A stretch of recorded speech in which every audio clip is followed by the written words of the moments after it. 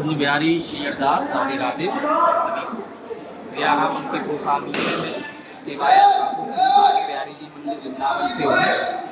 और मैं आज आपको एक बात बताना चाहता हूँ। एक हमारी समिति है श्री श्याम रसोई सेवा समिति, जो कि अलवर से है। वो अलवर में बहुत अच्छा कार्य कर रहे हैं। एक रूपये में ज़रूरतमंदों को, गरीबों को भरपूर भोजन करवाते हैं वो लोग। इसमें हमारे संजय अग्रवाल जी और उनकी टीम जिस सेवा कार्य में लगी हुई है, मैं उनका हार्दिक अभिनंदन करता हूँ कि वो ऐसे ही सेवा कार्य करते हैं। इसमें हमारे अंकित अग्रवाल जी भी सेवा प्रचार में लगे हुए हैं, तो वो इसी तरीके से सेवा करते रहें। नर नारायण सेवा है, इस सेवा में ज़्यादा से ज़्यादा लोग जुड़ें, उन्हें सहयोग करें।